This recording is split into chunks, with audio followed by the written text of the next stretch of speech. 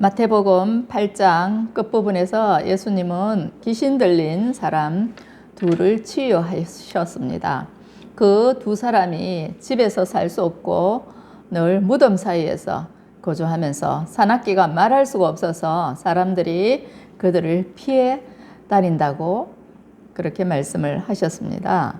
그런데 예수님께서 그곳에 가셔서 그들 속에 있는 귀신을 쫓아내시고 온전한 사람으로 회복을 시켜 주셨습니다. 그러나 그 지방 사람들은 예수님을 배척하여서 예수님이 그곳을 떠나오셨습니다. 예수님이 돌아오신 곳이 바로 주 사역지인 가버나움이었습니다.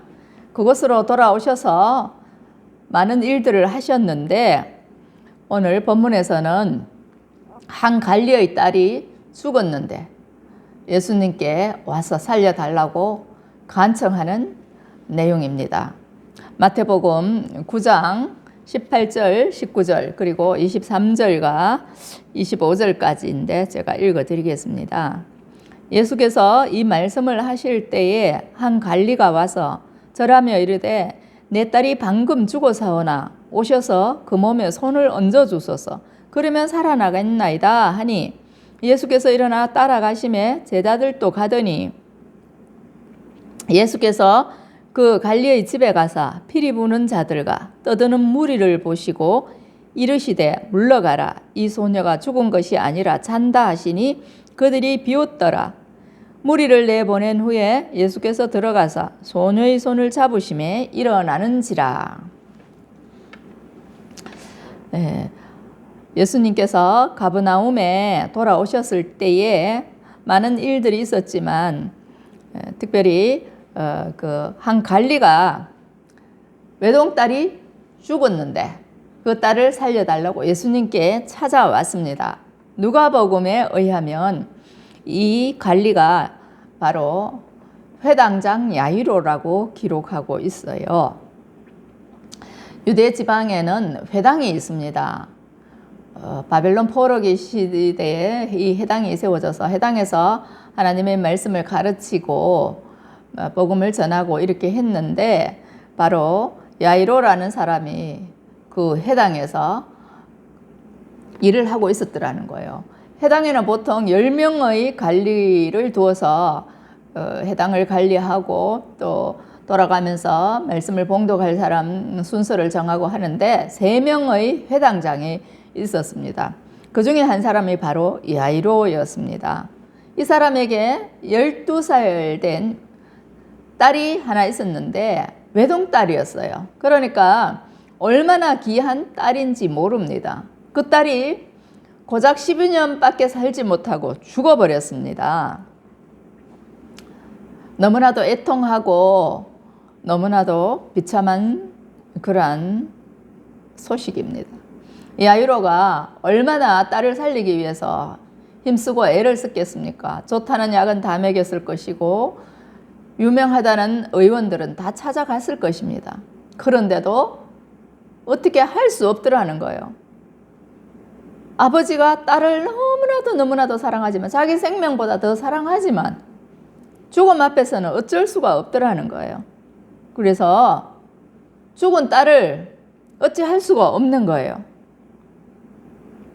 그런데 예수님께 그 문제를 들고 나왔습니다. 회당은요, 구약의 율법을 가르치는 그러한 곳입니다. 그런데 이 회당의 장이 시골에 가난한 몫으로 살아왔던 예수님을 찾아온 거예요. 찾아와서 자기가 사랑했던 딸, 지금은 죽어버린 그 딸을 살려달라고 간구하는 거예요. 믿음이 없이는 결코 이런 일을 할 수가 없는 거예요. 도저히 불가능할 것 같은 이 문제를 예수님 앞에 들고 왔다는 거예요. 회당장 야이로의 딸뿐만 아니라 얼마나 많은 사람들이 그날 죽었겠습니까? 삶과 죽음은 멀리 있는 게 아니에요. 우리의 형제와 가족 중에 누가 이렇게 갑작스러운 죽음을 맞이할지 아무도 모르는 겁니다. 삶 속에 죽음이 있고 죽음 속에 삶이 있습니다. 그런데 그 죽음의 문제를 야이로가 주님께 들고 왔다는 거예요. 보통 가족이 죽으면 어떻게 합니까? 사망 선고가 내려지면 장례 절차를 밟는 게 정상입니다. 그런데 야이로는 그게 급한 게 아니라는 거예요. 죽었지만 살 길을 찾아보는 거예요. 그게 바로 예수님을 찾아오는 거였어요. 한 관리가 와서 절하며 이르되 내 딸이 방금 죽어사오나 오셔서 내 몸에 그 몸에 손을 얹어 주소서. 그러면 살아나겠나이다 하니 회당장이 예수님 앞에 와서 머리를 조아리고 내 딸이 방금 죽어사오나 오셔서 그 몸에 손을 얹어 주소서. 그러면 살아나겠나이다 하니 이 딸의 몸에 손을 얹으면 살아나겠다는 그 믿음으로 지금 예수님을 찾아왔습니다. 이런 믿음이 흔하겠습니까? 사람 죽었는데 와서 손 얹어 주십시오. 그러면 살아나겠습니다. 과연 몇 명이나 이런 믿음을 가지고 있겠느냐 하는 거죠. 예수님이 이제 그 집으로 가시기 위해서 일어나셨어요. 제자들도 함께 가죠. 그 집에 도착해서 보니까 피리 부는 자들과 떠드는 무리가 있어요. 유대에서 사람이 죽으면 이제 그 장례 절차 중에 하나로 피리 부는 사람들이 있고요. 곡하는 사람들이 있습니다. 그들이 있더라는 거예요. 그런데 예수님이 그들을 물러가라고 하셨어요. 이 소녀가 죽은 것이 아니라 잔다 이렇게 말씀하셨어요. 이미 죽었는데 숨이 끊어졌는데 잠자고 있단 말씀하시는 거예요. 그러니까 거기에 있던 사람들이 비웃었다고 그랬어요. 예수님은요 우리의 죽음을 잠이라고 표현하신 구절이 더러더러 있습니다. 고린도서에서도 우리가 잠을 자다가 마지막 부활 시에 다 일어난다고 말씀을 하셨거든요. 왜 그렇게 말씀을 하시느냐? 예수 그리스도 안에 있는 성도들은요 죽음도 장가 갔다는 거예요. 다시 깨우시기 때문에 그렇다는 거예요. 이것은 무엇을 말씀합니까? 생과 사가 주님께 달려있다는 거예요. 죽고 사는 문제 하나님의 소관입니다. 사람이 어찌할 수 없는 것입니다. 그 자리에 있었던 사람들은 비웃었지만요 예수님은요 무리를 내보낸 후에 죽어버린 소녀의 손을 잡으시며 일어나는 거예요. 누가복음 8장을 보면요 예수님이 그 아이의 손을 잡고 말씀을 하시는 거예요. 아이야 일어나라.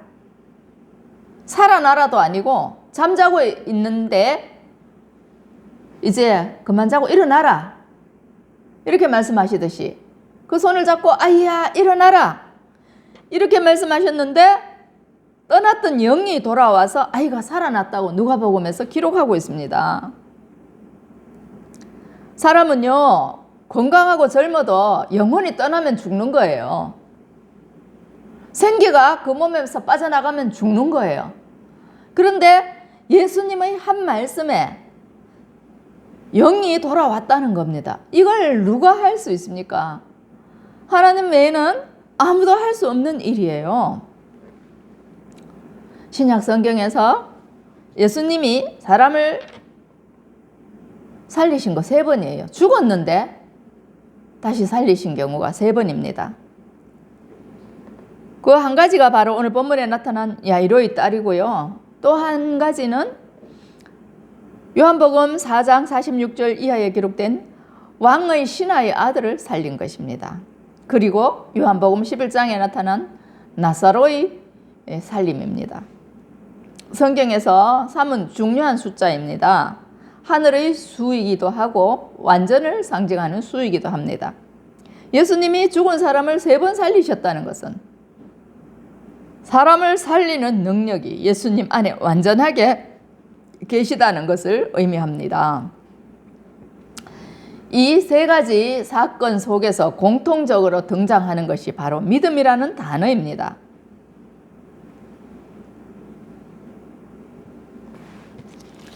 누가복음을 보면요, 이렇게 기록되었어요. 회당장 야이로의 그 딸을 살려내는 내용입니다. 아직 말씀하실 때에 회당장의 집에서 사람이 와서 말하되 당신의 딸이 죽었나이다. 선생님을 더 괴롭게 하지 마소서 하거늘 예수께서 들으시고 이르시되 두려워하지 말고 믿기만 하라. 그리하면 딸이 구원을 얻으리라. 누가복음 8장 49절에서 50절에 기록된 말씀입니다. 사람들이 이제 딸이 죽었으니까 선생님 괴롭게 하지 마세요 하는데 예수님은요, 두려워하지 말라. 믿기만 하라. 그리하면 딸이 구원을 얻으리라. 이렇게 말씀하셨어요. 그러고는 바로 아이가 누워있는 방에 들어가셔서 그 아이의 손을 잡고 이렇게 해서 아이가 일어났다는 거예요. 아이야 일어나라. 예수님의 말씀 한마디에 생과 사가 뒤바뀌었다는 거예요. 문제를 해결하는 열쇠는요, 멀리 있는 게 아니라 우리 안에 있는 믿음입니다. 뭐 그분이 회당장이냐, 목사있냐, 성도있냐, 거지 있냐 중요하지 않아요. 예수님이 원하시는 것은 믿음이라는 거예요. 예수님이 나를 구원하시고 나의 문제를 해결하실 수 있는 분이라는 그 믿음이 필요한 것입니다. 만약에 회당장 야이로가 예수님을 찾아오지 않았더라면 그 아이는 영영 죽은 상태로 끝이 났을 거예요. 근데 아버지의 믿음으로 그 딸이 살아난 것이죠. 그날 그 시에 혹은 그 무렵에 죽은 사람들이 얼마나 많았겠습니까? 아무도 그 죽음의 문제를 예수님께 들고 오지 않았는데 야이로라는 아버지는 그 문제를 주님께 들고 옴으로써 문제가 해결이 됐더라는 거예요. 죽은 목숨이 살아나더라는 거예요. 정면으로 문제를 해결하는 열쇠가 바로 믿음이라는 겁니다. 교회에요, 수많은 사람들이 출석을 하고 왔다 갔다 하지요. 수천 명이 출석하는 교회도 있지요. 그 많은 사람들 중에 모두가 다 야이로와 같은 믿음을 가지고 있는 것은 아니에요. 어떤 사람들은 믿음으로 예배를 드리고 어떤 사람들은 믿음으로 하나님께 나와서 문제가 해결되는가 하면 어떤 사람은 믿음 없이 그냥 구경꾼처럼 관망하다가 가기 때문에 문제가 그대로 있는 거예요. 그 문제 그대로 왔다가 그대로 들고 가는 경우가 많다는 거예요. 물론 하나님께서 단번에 해결하시는 것도 있고 시간을 두고 오래오래 고민하시다가 풀어주시는 문제도 있습니다. 어쨌거나 간에 믿음은 필수라는 거예요. 왕의 신하의 아들을 고치실 때도 마찬가지였어요. 요한복음 4장 46절에서 52절 말씀입니다. 예수께서 다시 갈릴리 가나에 이르시니 전에 물로 포도주를 만드신 곳이라 왕의 신하가 있어 그의 아들이 가버나움에서 병들었더니 그가 예수께서 유대로부터 갈릴리로 오셨다는 것을 듣고 가서 청하되 내려오셔서 내 아들의 병을 고쳐주소서 하니 그가 거의 죽게 되었습니다. 예수께서 이르시되 너희는 표적과 기사를 보지 못하면 도무지 믿지 아니하리라. 신하가 이르되 주여 내 아이가 죽기 전에 내려오소서. 예수께서 이르시되 가라 내 아들이 살아있다 하시니 그 사람이 예수께서 하신 말씀을 믿고 가더니 내려가는 길에서 그 종들이 오다가 만나서 아이가 살아있다 하거늘 그 낳기 시작한 때를 물은즉 어제 7시에 열기가 떨어졌나이다 하는지라. 그의 아버지가 예수께서 내 아들이 살아있다 말씀하신 그때인 줄 알고 자기와 그 온 집안이 다 믿으니라. 이것은 예수께서 유대에서 갈릴리로 오신 후에 행하신 두 번째 표적이니라. 예수님이 공생애를 시작하시면서 유대로 가셨어요. 요단 동편에서 세례를 받으시고 거기에서 사역을 하시다가 갈릴리로 돌아오셨는데 나사렛으로 가신 것이 아니라 갈릴리 가나에 친척의 혼인잔치가 있어서 거기 가셨더랬습니다. 그런데 그 잔치집에 포도주가 떨어져서 물로 포도주를 만들어 주셨어요. 예수님이 그곳에 계실 때에 왕의 신하의 아들이 병이 들었어요. 그 장소가 바로 가버나움이었다는 거죠. 예수님이 아직 가버나움으로 사역의 장소를 옮기시기 전이었어요. 그런데 그 신하가 예수님이 갈릴리로 오셨다는 소식을 듣고 가나까지 가서 내 아들의 병 고쳐주십시오. 내 아들이 거의 죽게 되었습니다. 이렇게 간청을 했습니다. 그런데 예수님이 말씀하시기를 너희는 표적과 기사를 보지 못하면 도무지 믿지 아니하리라. 어떤 표적이나 기사가 이적이 나타나지 않으면 너희가 안 믿을걸. 이렇게 말씀하셨어요. 근데 신하가 거듭 청해요. 주여, 예수님을 주라고 부르죠. 내 아이가 죽기 전에 내려오소서. 예수님을 자신의 주로 고백하는 거예요. 이런 믿음이 있어야 일이 된다는 거예요. 죽기 전에 내려오소서. 가나에서 가버나움까지 좀 와달라는 거죠. 그런데 예수님은 안 가셔요. 야이로의 딸 죽었을 때는 그 집에 가셨는데 이번에는 안 가시는 거예요. 잔치집에 그냥 계시는 거예요. 그러면서 말씀만 하시는 거예요. 가라, 내 아들이 살아있다. 네 믿음으로 네 아들 살아있다 말씀하시는 거죠. 그 사람이 예수께서 하신 말씀을 믿고 가더니 네 아들이 살아있다 했는데 그 말씀 믿고 갔어요. 뭐 그 집에 가신 것도 아니고 무슨 뭐 처방을 해주신 것도 아니고 그냥 네 아들이 살아있다 가라 그 한 말씀밖에 안 하셨는데 그 왕의 신하가 믿고 갔다. 이 얼마나 놀라운 사실입니까? 그랬더니 어떤 일이 일어났습니까? 내려가는 길에서 그 종들이 오다가 만나서 아이가 살아있다 이렇게 말을 하는 거예요. 참 기적이 일어난 거죠. 그 왕의 신하가 아버지가 낫기 시작한 때를 물었어요. 어제 7시에 열기가 떨어졌나이다. 지금 하루가 지났다는 거예요. 아들의 열기가 떨어진 지 하루가 지났고 이제 종들이 와서 아들이 살아있다고 지금 그 왕의 신하에게 알리러 온 거죠. 그 아버지가 깨달았습니다. 내 아들이 살아있다 말씀하신 그때라는 거예요. 그 시가 바로. 그래서 자기뿐만 아니라 온 집안이 다 믿었다. 이게 바로 예수님께서 유대에서 갈릴리로 오신 후에 행하신 두 번째 표적이라는 거예요. 가나의 혼인잔치에서 물로 포도주 만든 것이 첫 번째 표적이고 두 번째 표적이 왕의 신하의 아들을 원격으로 살려내신 것이 두 번째 표적이라는 거예요. 믿음은요 막연한 게 아니에요. 표적이 따릅니다. 우리가 믿으면 되지 않을 것 같은 일들이 되고 불가능해 보이는 일들이 가능해지는 거예요. 이게 바로 믿음이라는 거예요. 오늘 우리가 포항에서 믿었는데 미국에서도 기적이 일어날 수 있고 서울에서도 기적이 일어날 수 있는 거예요. 동시다발적으로 시공간에 제한 없이 치유가 일어나는 거예요. 회복이 일어나는 거예요. 이게 바로 하나님의 능력입니다. 예수님의 무한하신 전능하신 능력입니다. 우리가 당하고 있는 일의 경중이 문제가 아니라는 거예요. 믿음이 문제라는 겁니다. 요한복음 11장에서 죽은 나사로가 살아날 때도 믿음을 말씀하셨어요. 나사로는 죽은 지 이미 나흘이 되어서 예수님이 오셨어요. 그의 누이가 이미 썩어서 냄새가 난다 그랬어요. 그런데 예수님이 그 무덤을 찾아가셨어요. 누이는 예수님의 말씀을 잘 알아듣지 못했어요. 요한복음 11장 25절에서 26절 말씀입니다. 예수께서 이르시되 나는 부활이요 생명이니 나를 믿는 자는 죽어도 살겠고 무릇 살아서 나를 믿는 자는 영원히 죽지 아니하리니 이것을 내가 믿느냐? 주님이 나는 부활이다 나는 생명이다 말씀하셨어요. 나를 믿는 자는 죽어도 살겠고 무릇 살아서 나를 믿는 자는 영원히 죽지 아니한다. 이것을 네가 믿느냐? 그랬더니요.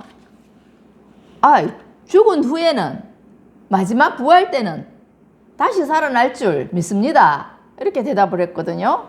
근데 예수님이 말씀하신 부활은요. 마지막 때의 부활을 말씀하시는 게 아니라 지금 당장 나사로가 살아날 것을 말씀하셨어요. 네가 믿기만 하면 지금 네 오라버니가 살아난다. 이렇게 말씀을 하신 거죠. 물론 마지막 예수님이 다시 오실 때 심판 때에 우리는 다 부활합니다. 자다가 깬 것처럼 예수님이 우리를 다 깨우시는 거예요. 깊은 잠에서 깨우시는 거예요.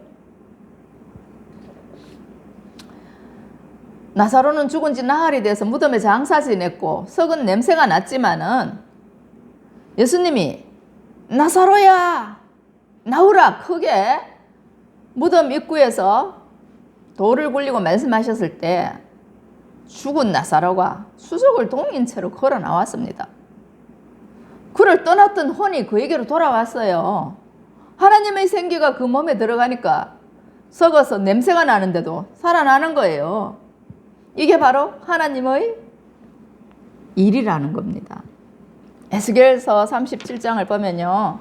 하나님께서 마른 뼈 같은 이스라엘을 살리시는 이야기가 기록되어 있어요. 에스겔 선지자가 보니까요. 에스골 골짜기에 마른 뼈들이 가득해요. 그런데 하나님이 이 뼈들을 살리시겠다 말씀하시는 거예요. 에스겔서 37장 4절에서 10절 말씀입니다. 또 내게 이르시되 너는 이 모든 뼈에게 대언하여 이르기를 너희 마른 뼈들아 여호와의 말씀을 들을지어다. 여호와께서 이 뼈들에게 이같이 말씀하시기를 내가 생기를 너희에게 들어가게 하리니 너희가 살아나리라. 너희 위에 힘줄을 두고 살을 입히고 가죽으로 덮고 너희 속에 생기를 넣으리니 너희가 살아나리라. 또 내가 여호와인 줄 너희가 알리라 하셨다 하라. 이에 내가 명령을 따라 대언하니 대언할 때 소리가 나고 움직이며 이 뼈 저 뼈가 들어맞아 뼈들이 서로 연결되더라. 내가 또 보니 그 뼈에 힘줄이 생기고 살이 오르며 그 위에 가죽이 덮이나 그 속에 생기는 없더라. 또 내게 이르시되 인자여 너는 생기를 향하여 대언하라. 생기에게 대언하여 이르기를 주 여호와께서 이같이 말씀하시기를 생기야 사방에서부터 와서 이 죽음을 당한 자에게 불어서 살아나게 하라 하셨다 하라. 이에 내가 그 명령대로 대언하였더니 생기가 그들에게 들어가며 그들이 곧 살아나서 일어나 서는데 극히 큰 군대더라. 이스라엘이요 너무나도 교만하였고 하나님을 없이 여기다가 망했죠. 그래서 나라를 잃고 바벨론 포로가 되어갔습니다. 그때 에스겔 선지자에게 하나님이 이 말씀을 하셨어요. 그들이 마른 뼈같이 되었다는 거예요. 마른 뼈같이 잘난 체하고 하나님을 무시하고 살다가 마른 뼈같이 여기저기 흩어져 있잖아요. 그런데 이제 그 마른 뼈 같은 이스라엘 민족을 하나님이 회복시키겠다 말씀하시는 거예요. 하나님이 하시고자 하시면요. 마른 뼈들도 서로 이제 연결이 되고 살이 오르고 힘줄이 생긴다는 거예요. 그러나 생기가 들어가지 않으면 여전히 시체예요. 생기도 불어넣어 주신다는 말씀을 하시는 거예요. 그 말씀 그대로 대언하였더니 생기가 그대로 들어가서 살아나는데 극히 큰 군대가 되더라고요. 마른 뼈들이 군대로 살아난다는 거예요. 이게 어떻게 사람의 힘으로 가능하겠습니까? 오늘 우리가 시급히 해결해야 할 문제는 무엇입니까? 마른 뼈 같은 삶을 살고 있습니까? 죽음 같은 삶을 살고 있습니까? 나사로처럼 이미 난 죽은 지 사나흘이 된 것 같습니다. 내 무덤에 내려간 지 오래된 사람 같습니다. 우리 집은 죽은 것과 같습니다. 마른 뼈와 같습니다. 그런 분들 계실 수 있죠.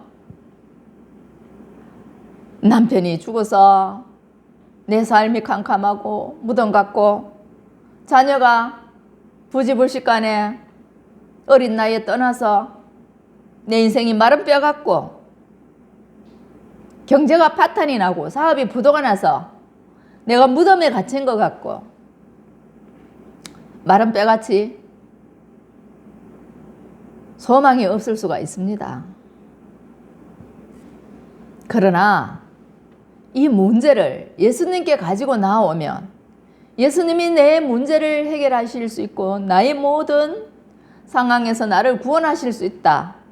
그 믿음을 가지고 주님께 나오면 문제가 해결이 되는 거예요.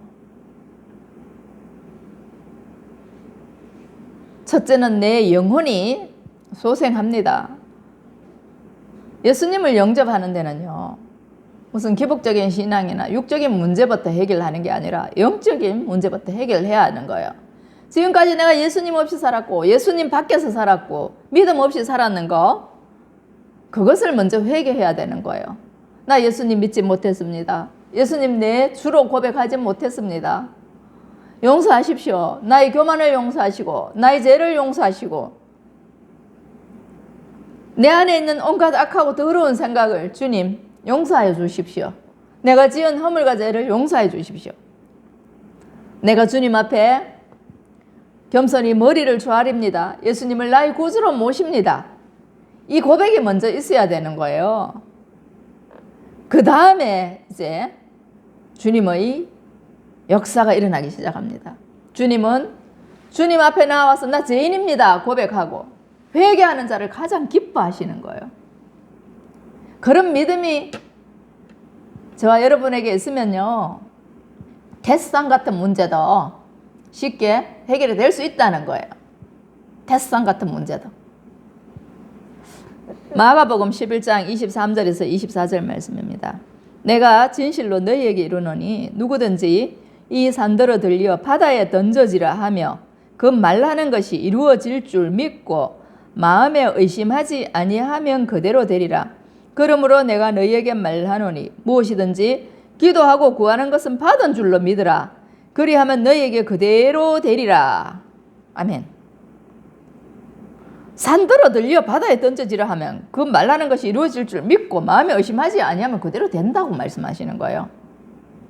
그러니 무엇이든지 기도하고 구하는 것은 받은 줄로 믿으라. 그리하면 너희에게 그대로 되리라. 기도하고도 믿지 않으니까 못 받는다는 거예요. 산이 어떻게 들려서 바다에 던져집니까? 기도하고 믿으면 그대로 된다는 거예요. 요즘요 뭐 개발 많이 하잖아요. 산 깎아 내립니다. 그 흙을 떠서 뭐 바다에 갖다 메우기도 하고 어디 평지에 낮은 곳에 갖다 메우기도 하죠. 지진이 일어나면 산도 들어가지고 바다에 쏟아지는 거예요. 기도하면 하나님이 일하시는 거예요. 저도 이런 기도를 할 때가 있어요. 산이 평지가 될지어다. 진짜 그렇게 되면 얼마나 놀라운 일이 일어나겠습니까? 산이 평지가 될지어다.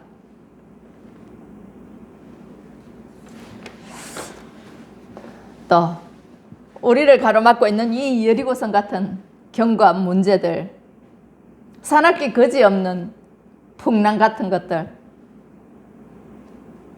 믿음으로 예수 이름으로 명하노니 바다야 잠잠하라, 풍랑아 잠잠하라. 예수 이름으로 명하노니 산은 평지가 될지어다. 이렇게 믿음으로 구하고 정면으로 문제를 해결하는 그러한 은혜가 저와 여러분에게 있기를 바랍니다. 기도하겠습니다. 하나님 감사합니다. 오늘 마태복음 9장의 말씀을 통하여서 죽은 자도 살리시는 하나님의 놀라우신 은혜와 사랑을 보게 하셨습니다. 세상에는 죽어가는 사람들이 수도 없이 많지만 그 문제를 예수님께 들고 나오는 사람 극히 드뭅니다. 극히 소수입니다. 오늘 해당장 야이로는 자신의 12살 난 딸이 죽었을 때에 장례 절차를 의논한 것이 아니라 이 문제를 예수님께 들고 왔습니다. 살려주시기를 간구하였습니다. 그 믿음 그대로 딸이 살아났습니다. 주님, 우리에게는 이런 믿음이 없습니다. 이 일의 경중을 떠나서 정말 믿고 구한 것은 받은 줄로 알라고 하셨는데 우리는 기도하고도 의심하고 기도하고도 믿지 못하였습니다. 허구한 날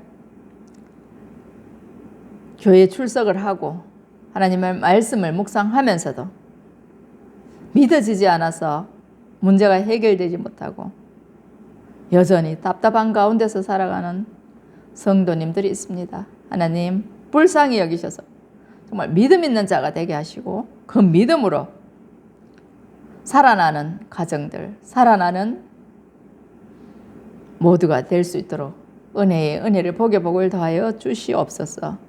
감사를 드렸고 예수 그리스도 이름으로 기도하옵나이다. 아멘.